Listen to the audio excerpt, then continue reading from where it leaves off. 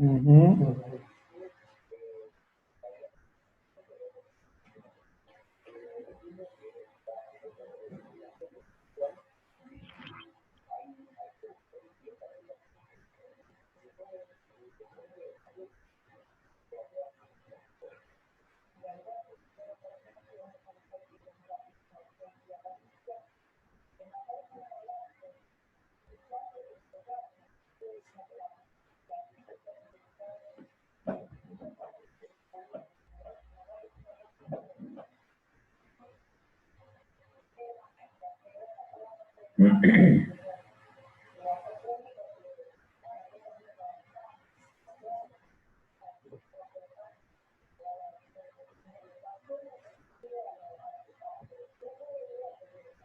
Bueno, no sé dónde se me cortó, no me acuerdo.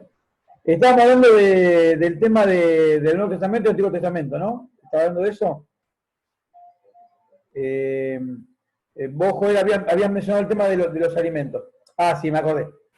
Decía, hasta el año 49, la iglesia primitiva estaba constituida por creyentes de extracción judía. Todos eran judíos. Todos. Ahora, ¿cuándo cambia esto? Cuando Pablo, en su primer viaje misionero, va para el norte, va a toda la región de Galacia, Iconio, Listra, Derbe. ¿Qué hacía Pablo? Iba a la sinagoga, predicaba, lo sacaban a las patadas, pero dentro de la sinagoga había judíos, pero también había prosélitos, que eran gentiles que habían adoptado al Señor como su Dios. Entonces, eso sí le tomaban a la predicación de Pablo y ahí empieza a generarse la iglesia gentil. De hecho, Pablo no lo sabía, pero Pablo era enviado a los gentiles. O sea, Pablo va a descubrir en medio de su trabajo que era el apóstol de los gentiles, ¿no? No recibió un llamado que dice, bueno, a partir de ahora usted se va a encargar de los gentiles. Entonces, cuando Pablo empieza el trabajo, los gentiles se convierten, básicamente en la región de Galacia. Pablo regresa del primer viaje misionero y estando en Antioquía de Siria, lo visitan algunos de ahí de la región de Galacia. Hola Pablito, ¿cómo andás? ¿Todo bien? Pim, pam, pum. Y Pablo pregunta, ¿qué tal? ¿Cómo anda la iglesia? Ah, bárbaro. Vinieron unos maestros de Jerusalén, nos enseñaron que nos teníamos que circuncidar, guardar la ley. Y Pablo detona. Cuando nosotros leemos Gálatas, perdemos de vista, por nuestra preciosa Reina Valera, perdemos de vista el tono de la carta.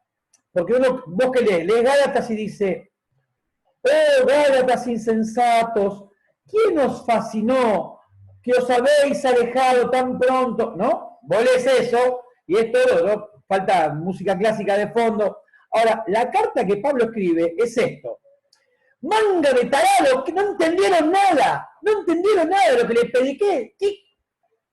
Ese es el tono de la carta a los Gálatas. Cuando Pablo escribe a los Gálatas, escribe muy caliente. Las expresiones que tiene la carta, hay un pasaje al final de la carta donde en nuestra reina, exacto, donde Reina Valera dice, ojalá se mutilasen. ¿Qué es lo que está diciendo? Que en lugar de que a ustedes le hacen cortar el prepucio, ellos se amputaran todo el miembro. Esto es lo que está diciendo, claramente. O sea, fíjense la expresión que Pablo usa, que hay un eufemismo, ¿no? Para que no suene una expresión tan fuerte como la que acabo de mencionar. O sea, Pablo está muy enojado. Entonces, cuando escribe la carta y se va para Jerusalén, muy caliente, va a patear todo el tablero, Bernabé lo agarra y dice, pará, Pablo, aguantá, aguantá, aguantá. Llegan a Jerusalén y dice, ¿dónde está Pedro? ¿Dónde está Juan? Vengan para acá, ¿no? Tipo muy enojado. Y ahí, bueno, se produce el encuentro y es tanto el problema que se genera un concilio, es decir, se reúnen todos los líderes de la iglesia, hay una discusión, es interesante ver que la autoridad no es Pedro, ni es Juan, la autoridad es el pastor de la iglesia, que es Jacobo en ese momento, el hermano del Señor, Santiago, él es la autoridad máxima, Pedro y Juan están sujetos, o sea, los apóstoles están sujetos al pastor, ¿no? Es interesante esa evolución que la iglesia va teniendo administrativamente. Y entonces, en medio de la discusión, que seguramente fue acalorada, Pablo los tenía de frente, a los que habían ido a Galacia, los tenía ahí sentaditos y los quería comer con 2 panes. Y en medio de la discusión, Pedro pide la palabra y dice, mire, yo quería comentar esto. ¿Se acuerdan que yo les conté que un día el Señor me mostró una visión y me llevó a la casa de Cornelio, que era un militar romano, ¿se acuerdan? Sí, bueno. Entonces dice, no va a ser cosa que Dios esté queriendo hacer algo y nosotros tenemos otra cosa. Bueno, la cuestión es que finalmente termina ese concilio donde la autoridad Santiago dice que determinan que les parece bien al Espíritu Santo y a ellos, les parece bien no imponerle a los creyentes que provienen de los gentiles ninguna carga de la ley. Ninguna carga de la ley la pone sobre los gentiles. Entre otras cosas, la circuncisión y entre otras cosas, guardar la ley. O sea, claramente ese concilio determina que no le va...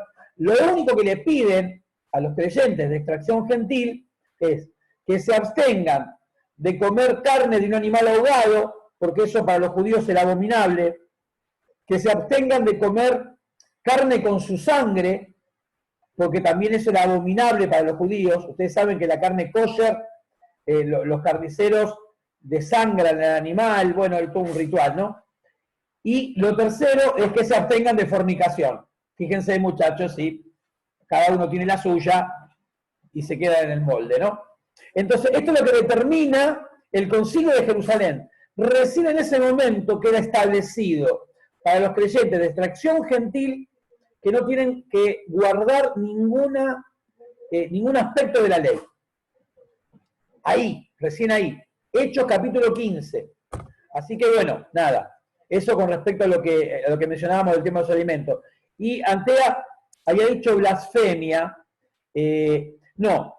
En todo caso podría ser una herejía, pero que no llega tampoco a ser una herejía, sino que es básicamente es un error hermenéutico, es un error de interpretación, pero no es algo que sea extraño a las escrituras y que se haya impuesto, sino que es algo que está en las escrituras y se interpreta incorrectamente.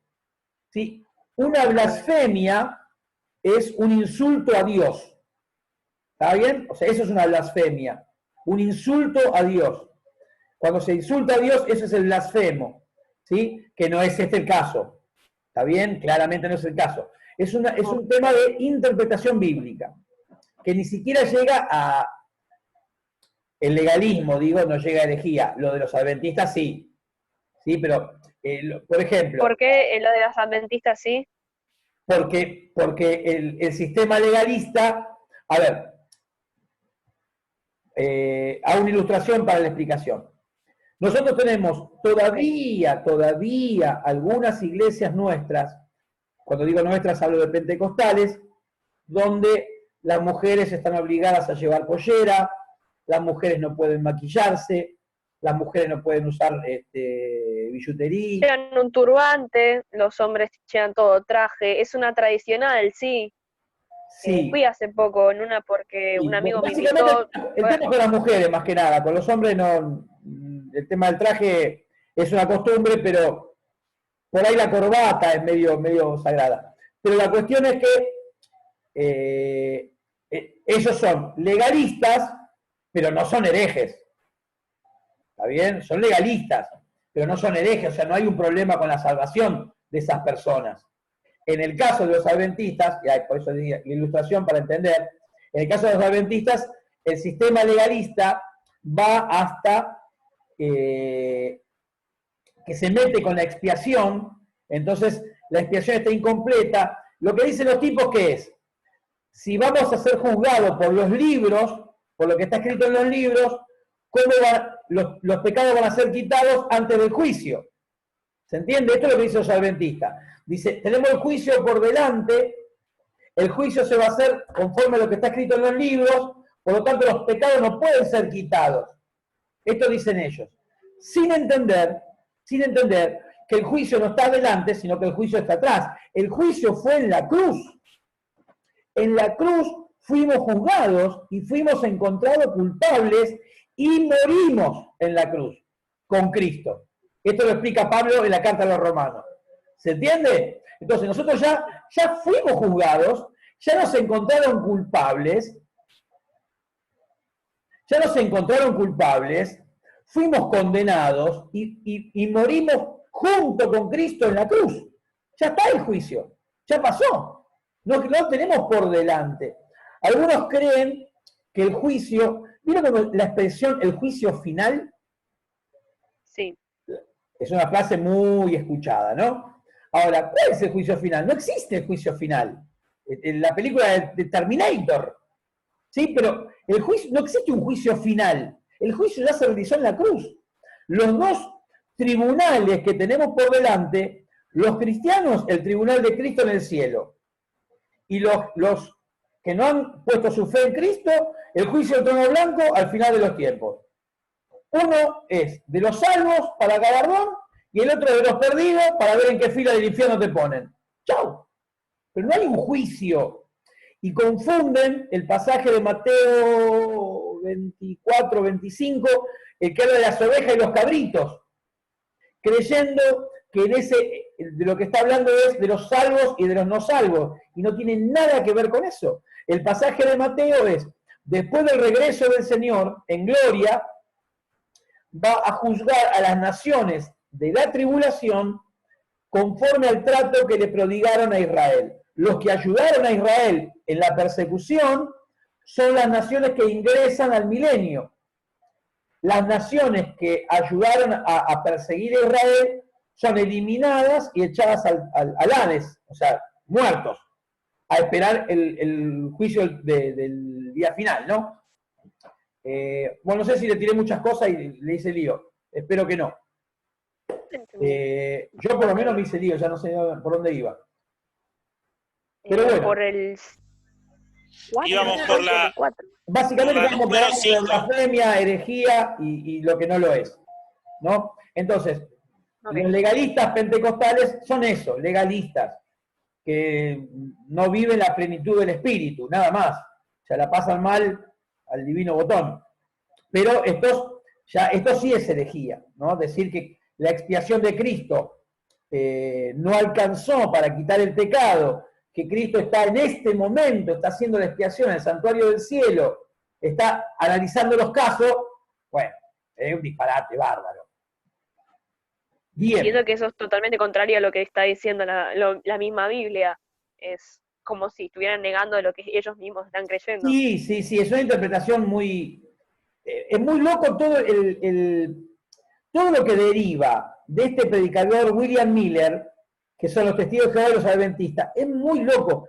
Yo no quisiera emplear tiempo en todo el sistema que ellos utilizan para hacer el cálculo.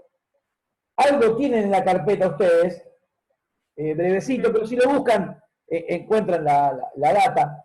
Pero toman de distintos libros, toman de un libro donde están los días y de otro lado, de otro libro, de un contexto completamente diferente, donde no me acuerdo qué es el libro que dice un día, un año. No, ni me acuerdo cuál es el libro.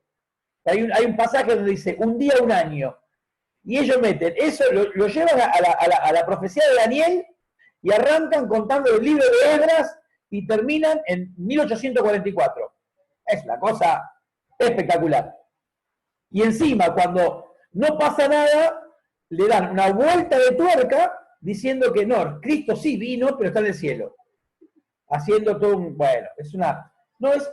Dijeron 3 veces cosas diferentes. Primero dijeron que...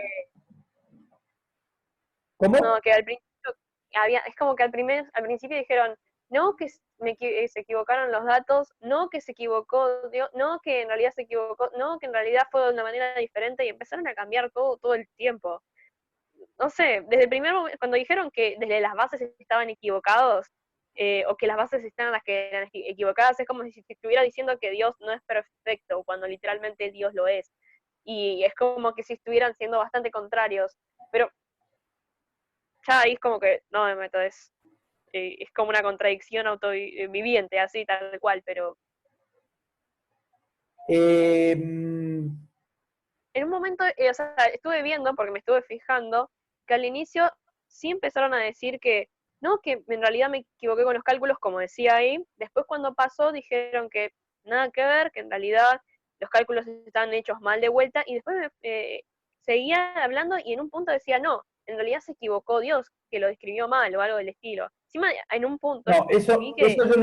eso yo no lo interpreto así. El tema es, el número uno, el que dijo que se equivocó siempre fue el autor de la historia, ¿no? Este William Miller. Él es el que hace toda la historia, todo. Él tiene distintos seguidores y cuando termina todo, él es el que dice, no los otros. Él dice, me equivoqué. Los otros dicen, no se equivocó. Acá está el punto. Ellos dicen, no se equivocó. Lo que se equivocó no es en la fecha, sino en el lugar. Esto es lo que dicen tanto Edson como Bates como Harmon. Dice, no se equivocó. En realidad Cristo vino, pero entró en el santuario del cielo para hacer la limpieza. ¿No? Y ahí se ponen de acuerdo estos tres grupos y ahí arranca en 1844 la iglesia adventista. Pero ellos nunca dijeron, nosotros nos equivocamos. Miller es el que dijo que se equivocó y ellos dijeron, no se equivocó. No se equivocó de fecha, se equivocó de lugar. Y ahí arrancan. Pero ellos nunca hablan de errores. Ellos nunca hablan de errores. No, y no le atribuyen a Dios ningún error. En ningún momento. Pero bueno, es así la cosa. Bien, bueno, la 5 ya la comentamos. La 6 también la comentamos. Dijimos que Hiram Edson, Joseph Bates y Helena Harmon se reunieron ahí en 1844 en la ocasión del fracaso, del fiasco que fue que Cristo nunca llegó y estaban todos ahí una multitud esperando, y fundaron la iglesia adventista. De estos tres, Helena Harmon fue la que terminaría siendo la más importante. Escribió muchos libros, Helena Harmon, que contribuyeron a la expansión del movimiento. Y la característica particular que Helena Harmon tenía era, como dije al principio, que tenía el espíritu de profecía, ¿no? Era profetisa. Así que imagínate lo que serían las profecías de la chica esta, ¿no? Impresionante. Ya se arrancaron con Cristo ahí en el santuario. Andás a ver lo que serían esas profecías, ¿no? Pero seguramente en algún librito debe haber ahí, por ahí, en algún lado debe haber algún registro que deben ser más para una revista de humor que de una revista de teología. Pero bueno, básicamente hasta acá lo que nos interesa fundamentalmente de los adventistas. Y después vamos a ver lo que para mí, escuchen esto que les voy a decir, que esto es un punto de vista absolutamente personal y particular, ¿no? Para mí, los testigos de Jehová son lo más, si vale el adjetivo, lo más satánico que existe. Para mí es más satánico la secta de los testigos de Jehová que una secta umbanda.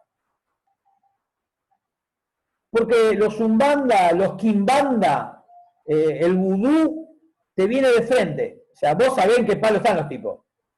¿Entendés? O sea, no te la venden cambiada.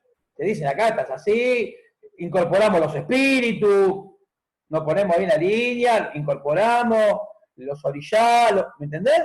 Ahora, los testigos de Jehová te vienen vendiendo que son cristianos buenos y lo que le han hecho a la Biblia. Ayer estaba, ay, no me acuerdo, creo que fue ayer.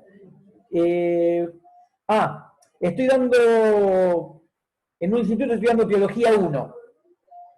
y ahí tienen un libro, no es el programa del IBE, es otro programa, y tienen un libro que tienen que completar, en realidad no es con profesores, con monitor. Yo monitoreo la enseñanza autodidáctica del libro.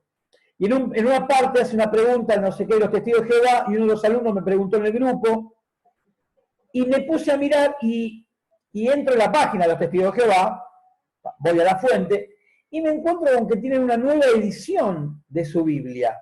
Va, esa porquería que no les llamo Biblia, es la traducción para el Nuevo Mundo de las Sagradas Escrituras. Y me sorprendí porque algo que han hecho siempre y siguen haciendo es se van ajustando detalles doctrinales y de forma a los choques que van teniendo básicamente con los creyentes evangélicos, ¿no? Con los que manejan la Biblia en serio. Y me encontré fui a ver un pasaje no me acuerdo ahora qué libro, si era Corintios o Juan, no me acuerdo. Bueno, la cuestión que el pasaje que yo tenía en la memoria de la traducción de ellos está modificado. Y dije, qué atorrante que son. Ese libro está tratado con un bisturí de neurocirujano, cortando, cercenando muy, muy, muy finito los pasajes que prueban la deidad de Cristo. Por eso digo que para mí es lo más satánico que existe, porque parecían los tipos que vienen con la Biblia y una experiencia muy común de muchísimos creyentes, es toparse con los testigos de Jehová y no poder refutarlo. Porque los tipos te atoran. Vos también, vos le podés mandar, no, pero la realidad es que los tipos van.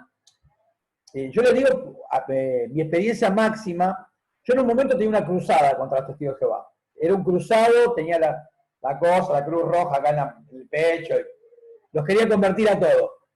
Sí, no, fue una época muy particular de mi vida, y así como Pablo fue a los gentiles, yo iba era el apóstol de los testigos de Jehová, ¿viste? Bueno, nunca convertí a uno, así que fracasé ostensiblemente. Hasta que entendí como Miller, ¿viste? No, estoy equivocándome. La cuestión que en una oportunidad me visitaron, bueno, como a todo el mundo, pim, venía, y yo siempre lo recibía, pero para discutir. Pero la primera vez cuando yo recién me convertí, me agarré uno, claro, me dijo 30 cosas, yo no entendía nada, tenía 20 días de creyente, imagínate cuánto podés saber en 20 días.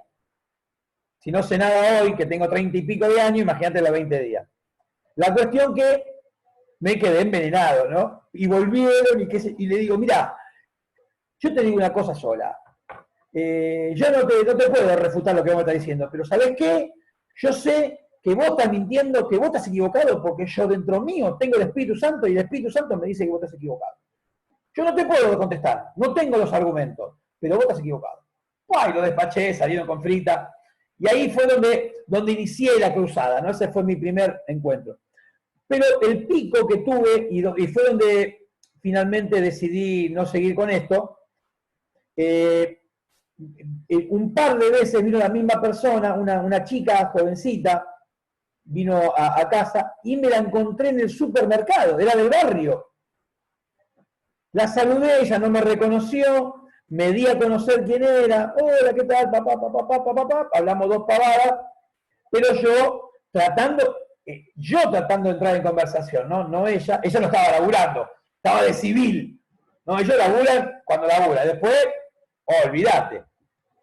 La cuestión que más o menos conseguí y la invité a casa a tomar el té, ¿no? Le dije, mira, me gustaría mucho que pudieras venir a casa, que nos visites, a tomar el té con mi esposa, bueno, y vino. Y la flaca la tenía muy clara, muy clara. Y empezamos, ping, ping, ping, ping, ping, ping, ping, ping, ping, ping, ping, ping, ping, ping. Y hasta que llegamos, llegamos a un punto donde se trabó y no pudimos seguir. ¿Por qué? Porque ella me dijo, la Biblia dice esto, esto y esto, y yo le dije, no, la Biblia dice esto otro, no dice esto, esto y esto. Sí, no, entonces ahí quedamos. porque ya no podíamos avanzar, porque su libro decía otra cosa, ¿no? Entonces yo lo único que le dije, mira, yo te dejo esto y me gustaría que con todo tu corazón lo investigues. Yo sé que vos creés que nuestra religión es diabólica y yo más o menos pienso lo mismo de los testigos de Jehová. Entonces, pero los dos amamos a Dios y queremos alcanzar a Dios. Yo te dejo esto solo. Buscar el texto de Juan 1.1 en griego, preguntar dónde queda la embajada de Grecia y andar a preguntarle a un griego que no entiende un pomo de Biblia ni de griego koiné, que es una lengua muerta, pero decirle que te lea él, que te traduzca del griego al tipo de la puerta, al portero, y vas a ver lo que dice. ¿No? Y ya con ese versículo te cambia todo, ¿no? Ellos dicen, en el principio del verbo, y el verbo era un Dios, ¿no? Le agregan ahí el artículo indeterminado que en griego no existe, y hay una regla de traducción del griego al español donde en ciertos casos el traductor al español le agrega el artículo indeterminado en la traducción, y eso es correcto. Hay reglas para eso, pero no ese es el caso. Y ustedes en la carpeta, si yo no recuerdo mal, les puse un análisis sintáctico y morfológico de... No sé si lo tienen bien. Yo estoy viendo acá un original que está todo mal, pero creo Sí, que... está en la carpeta, está explicado. ¿Está bien en la carpeta? ¿Las letras están bien? ¿Es correcto? Sí. Bueno. Página 23. Bueno, pues yo tengo un archivo que es más viejo y no tengo las letras, no sé, es un lío. Bueno, la cuestión es que, nada, son inconvertibles los chabones, insumergibles, bueno, no hay con qué darle. Porque los testigos de Jehová tienen una táctica de lo que en algún momento se conoció como lavado de cerebro. Tiene este tipo de trabajo.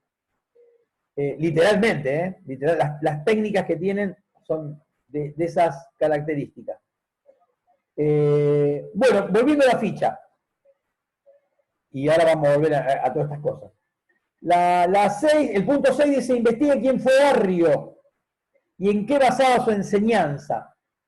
Bueno, Arrio fue un presbítero, ¿no? Un sacerdote que era presbítero en la ciudad de Alejandría. Alejandría. Sí, y bueno, básicamente entra en una discusión con Alejandro, que era el obispo de Alejandría, y Alejandro afirmaba que Jesucristo era Dios, y Arrio le dice, pero si Jesucristo es Dios y el Padre es Dios, tenemos dos dioses. Entonces tenemos que salir del monoteísmo. Pues si el Padre es Dios y Jesucristo es Dios, tenemos dos dioses. Entonces Arrio afirmaba que esto no era así, sino que Jesús no era eterno. ¿Qué sostenía Arrio? Que Jesús es anterior a todas las cosas, es anterior al universo, anterior a la creación de todas las cosas, pero que hay un momento en la eternidad donde el Hijo no estuvo. Es decir, que en un momento el Padre engendra al Hijo. ¿Ah? Esto sostenía Arrio. Uno dice, pero qué bruto, ¿no? Como dijo el Chavo, qué bruto, póngale 0. Bueno, la realidad es que estamos ubicados en el año 300 y monedas, donde la teología se estaba haciendo. Nosotros estamos en el 2020, donde tenemos 300 millones de libros de teología. ¿No? Tenemos teología de todos los colores. Pero en ese momento se estaba haciendo la teología. ¿Sí? O sea, uno lo quiere matar a Arrio, pero el tipo estaba pensando, el tipo era creyente y estaba estaban haciendo la teología, ¿no? Entonces, lo que Arrio decía era que el Hijo fue engendrado por el Padre, que termina siendo creado, porque engendrado fue, pero creado, o que hubo un momento en la eternidad que no estuvo, y que el Hijo está subordinado al Padre, ¿no? Esta era lo que sostenía Arrio, y por eso los testigos de Jehová decimos que tiene una doctrina arriana, porque 2000 años después agarraron esa doctrina y la establecieron, ¿no? Bueno, bastante menos de 2000, pero 1500, 1400 años después. Tomaron esa doctrina y la establecieron, ¿no? Ellos afirman exactamente lo mismo. Después dice, ¿quién, dónde y en qué año fundó la secta que se llamaría Testigos de Jehová? Bueno, el fundador es Charles Taze Russell, que fundó la Sociedad de Tratados de la Torre del Vigía, y desde 1931 lleva el nombre oficial de Testigos de Jehová. Es muy interesante que si vos hablás con los Testigos de Jehová, ellos niegan que Russell sea el fundador de la secta, ¿no? ¿Por qué? Se conoce la historia de Russell. Russell, el fundador, era un atorrante del año 0. Si Mahoma, yo dije que era atorrante, este era hiper.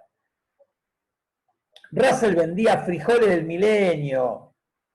Y él decía que había hecho él la traducción del griego, que él había traducido del griego. Le hicieron un juicio y el tipo no pudo traducir una sola palabra de griego. Ni una, en un juicio, que obviamente perdió.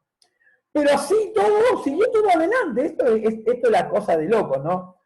El siglo XIX, los mediados del siglo XIX son muy, muy curiosos, porque todo lo que se estaba gestando, a mediados del siglo XIX también hubo tremendos avivamientos.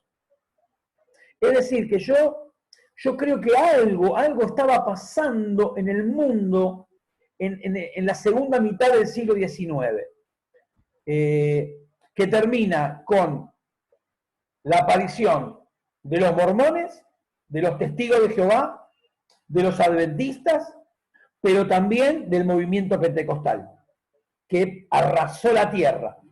Es decir, que fue un hervidero espiritual, algo estaba pasando ahí, ¿no? Y yo lo asocio de alguna manera con el tiempo que nosotros estamos viviendo. Yo creo que la iglesia está en este momento en un tiempo muy, muy particular, muy especial, y creo que si bien cualquiera de nosotros podría decir con cierta certeza que la venida del Señor está cerca, ¿no? Creo que cada uno de nosotros sentimos, yo no sé si les pasa a ustedes, pero yo cada cosa que veo, cada cosa que escucho, y no hablando la multitud de gansadas que se escuchan, le digo, día por medio, algún alumno me manda un video, profe, escúchelo y dígame qué opina, ya me estoy harto. Ya les aviso a ustedes, no me manden video, analícenlo ustedes. Terrible, pero las gansadas que se dicen desde púlpitos, tipos que se llaman profesores, las barbaridades que dicen y enseñan y sostienen, no tiene nombre. Y todo tomando esto. Algunos, escuché decir de un púlpito que Isaías habló del coronavirus. Yo la verdad dije, ya está, listo, ya me tapó el agua, Señor, vení, porque yo ya voy a salir con un hacha, por lo menos a voltear púlpito. Después si se planta alguno le amputaré una pierna. No, terrible, terrible. Así que uno siente que la venida está cerca, ¿no? Realmente.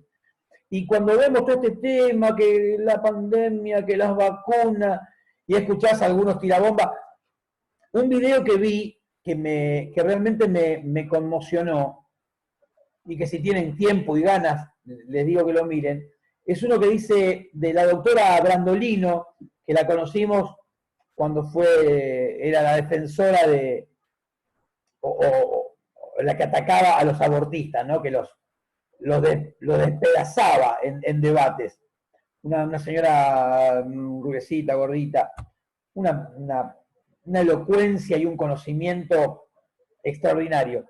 Y la vi en un video que habla de la pandemia, con un periodista mexicano, y lo van a encontrar en YouTube, si googlean o lo ponen en el buscador, nos están tomando el pelo.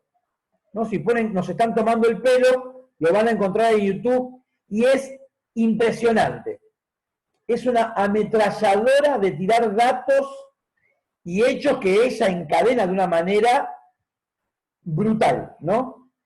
Y la verdad que tenés que concluir que si no tiene razón en todo, y le errará en una, le errará en dos, pero lo que dice es posta, es impresionante lo que tira. Si lo llegan a ver, van a quedar como quedé yo, me dejó 2 días turulato. Y la cuestión es que está preparándose el terreno para el anticristo. O sea, se está disponiendo, se está alineando, ¿sí? Y yo creo que estamos viendo ese tiempo de Apocalipsis donde dice, al final, cuando termina Apocalipsis, dice, el que es santo, santifíquese todavía. El que es inmundo, sea inmundo todavía. ¿Qué es lo que está diciendo? No hay más tiempo. Si sos santo, bueno, terminás de santificarte porque te vas. Y si sos inmundo, ya ni tiempo de arrepentirte tenés. Quedate en tu inmundicia porque vas al horno. Así, ¿no? Hablando de lo urgente, de lo inmediato de lo que va a ocurrir. Y yo creo que estamos viviendo ese tiempo, ¿no? Con toda sinceridad, yo creo que Cristo está a la vuelta de la esquina. Y hay todo como hay como un hervor, ¿no? Yo no sé, estamos trabajando como ustedes, como mucha iglesia, trabajando en Facebook, en YouTube, en Instagram, utilizando todas las redes, en WhatsApp, por todos lados, estamos infectando, si se puede usar la palabra, todo con la palabra de Dios, haciéndolo lo más viral posible. Y vemos reacciones. Yo me encuentro con gente que ha escuchado en no sé en dónde y se volvió al Señor. Y vemos, así como vemos que la maldad se multiplica, también vemos milagros de gente que se vuelve al Señor de forma insólita, pero insólita. Así que, a prepararse. Bueno, ahora si terminamos con la ficha, que nos quedan 3 minutos y medio. Yo igual después le subo la fichita ahí con las respuestas mías para que comparen y podamos unificar criterios en caso que haya alguna diferencia. Bueno, la 7 la había que leer y copiar nada más. La 8 tenían que elegir 2 enseñanzas erróneas de los testigos de Jehová y refutarla con la escritura. Bueno, yo puse, por ejemplo, ¿no? Ustedes habrán puesto la que quieran y estaba bien. Jesús no es Dios, porque no es eterno, dicen ellos. Bueno, tenemos primera de Juan 5:20 y Tito 2:13. Filipenses 2:6, Romanos 9:5 y Juan 1:1. Pero voy a revisar porque me parece que me equivoqué en la primera de Juan 5:20. Denme un segundo, que creo que está mal ese pasaje. Bueno, igual, por ahí ustedes ni lo pusieron, pero ya que estamos, lo miro y lo corrijo ya mismo, en vivo y en directo, in situ. Primero de Juan 5:20. No, está bien, es perfecto. Me lo confundí con el otro versículo que dice, 3 son los que dan testimonio, el Padre, el Hijo y el Espíritu Santo. Me lo confundí con ese versículo que es el 5:7. El 5:7 es un texto espurio que no está en los originales y es el que nosotros usamos para ir contra los testigos de Jehová. Y los testigos de Jehová no descansaban, decían, no, flaco, anda a preguntar al pastor, está equivocado. Profe, es una anotación al margen eso, ¿no? Sí, o una anotación al margen o directamente yo me inclino más en pensar en que muchas veces en el trabajo de la copia de los manuscritos, algunos copistas, sin tener en su mente que estaban haciendo una herejía manipulando la palabra de Dios, sino pensando que estaban haciendo como una aclaración, porque dice, este Jesucristo que vino mediante agua y sangre, no mediante agua solamente, sino mediante agua y sangre. Y el Espíritu es el que da testimonio, porque el Espíritu es la verdad. Y yo me inclino a pensar que un copista puso para aclarar esa frase, y estos 3 son uno, el Padre, el Verbo y el Espíritu Santo. Como una frase aclaratoria, pero quedó incluida en el texto y pasó al texto Receptus, que es el que usó Erasmo, el que usó Lutero, para hacer las traducciones en el siglo XVI, y quedó ahí establecido, hasta que se fueron encontrando otras familias de manuscritos mejores, superiores, y bueno, el día de hoy está establecido en el 27ª edición del Nuevo Testamento griego de Nestlé y Alan, que es un pasaje espurio, ¿no? Pero nosotros lo usábamos, acá está, y no, es un agregado, bueno, así que no lo tenemos que usar. Y pensé que era este, pero no. El 5.20 está bien porque el 5.20, mirá lo que dice. 5.20 dice, pero sabemos que el Hijo de Dios ha venido y nos ha dado entendimiento para conocer al que es verdadero. Y estamos en el verdadero, en su Hijo Jesucristo.